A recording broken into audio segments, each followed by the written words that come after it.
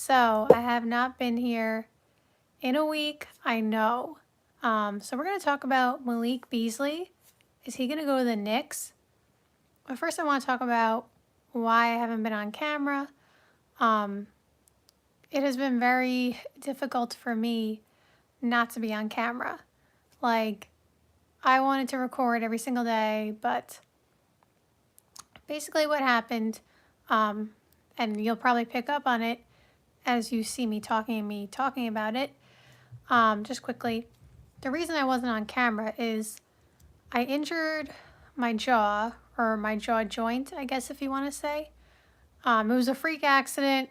I literally was just eating, and I guess the way that I chewed the food, it was like, a cracker.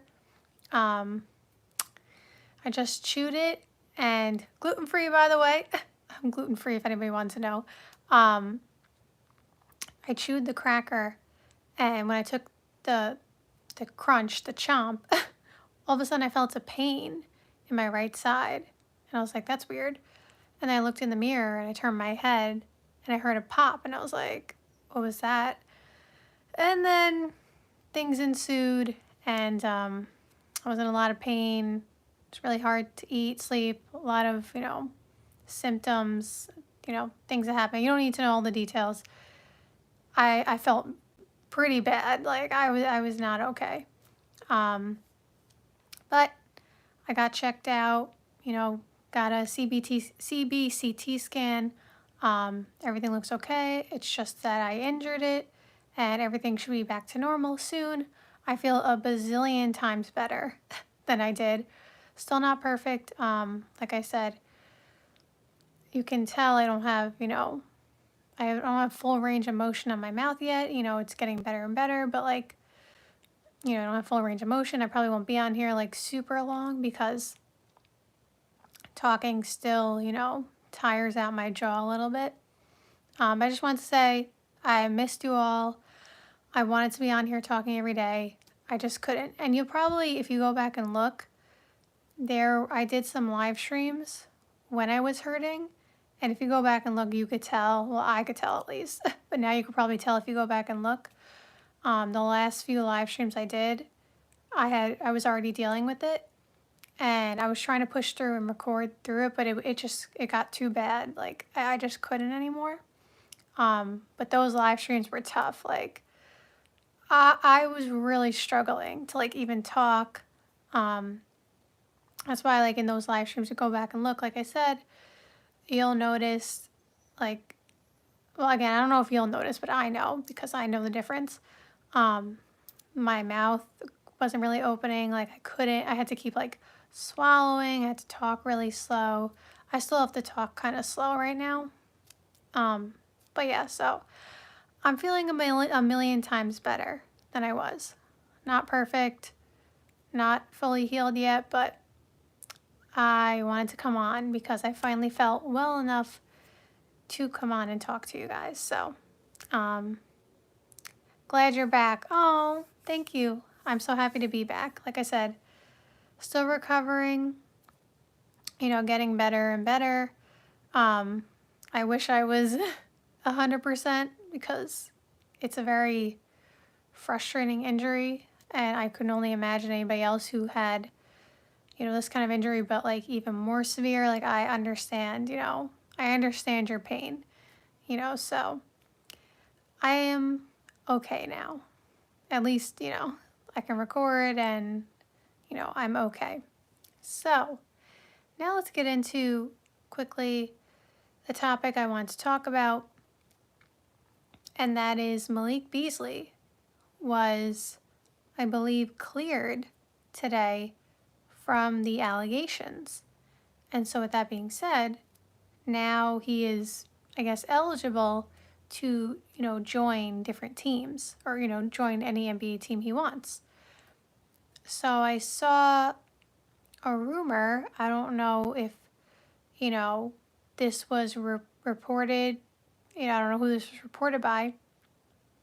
Sorry, I told you, the longer I talk, it gets exhausting. I'm trying. But that he could potentially, or the Knicks are interested in him.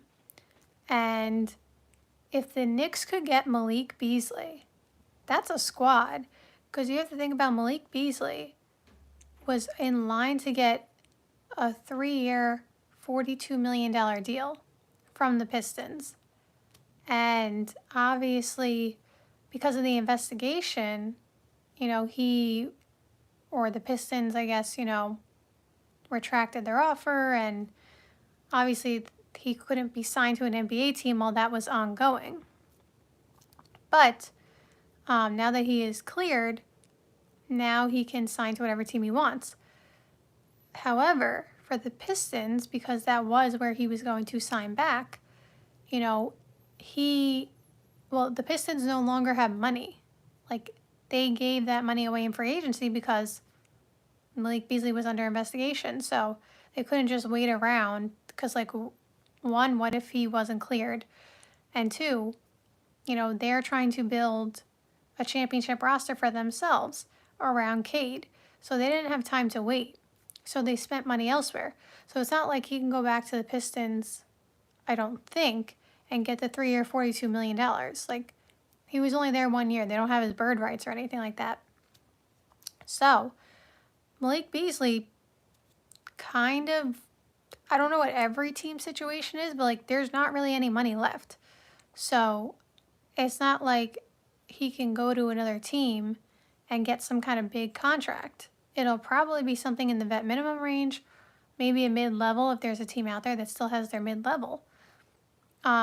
So with that being said, that gives the Knicks a decent chance to potentially get Malik Beasley, if he is interested, because they are kind of on equal playing field with a lot of the other teams, because again, the money is not really a problem anymore. Well, I'm sure it is for Malik. I'm sure he wants, the big contract, but obviously that's not on the table anymore. So now that, like before, let's just say if the Knicks were interested back then, they really wouldn't be able to compete with the 3-year, $42 million offer from the Pistons. That's just simple math, right? But now that it's more even in terms of what everybody can offer him, the difference is if he's getting veteran minimum contracts from however many teams offer him, and the Knicks offer him that, the Knicks can also, be like, you're getting the same money here as you would elsewhere, but you have a chance to win a championship, go to the NBA Finals, because I think a lot of us think not only is the East wide open, but that the Knicks are 1 or 2, depending on who you think, Cavs, Knicks, the best teams in the Eastern Conference. So he'd be on a team that has a really good shot to go to the NBA Finals at the minimum, maybe win a championship. The Knicks could definitely use more shooters. He is, in my opinion, kind of a streaky shooter. Last year, he had a really good year with the Pistons, but when he was on the Bucks, if my memory serves me correctly, he had a down year. So there's never any guarantee that someone's going to have the best year. Sometimes, we always talk about fit is important. But he could definitely add value to the Knicks. And like I said, if the Knicks can get him on a veteran minimum, we're talking about a player who is in line for a $42 million deal. That's a major discount. Regardless of what happened, the value that he brought to the Pistons as a player was way more than a veteran minimum.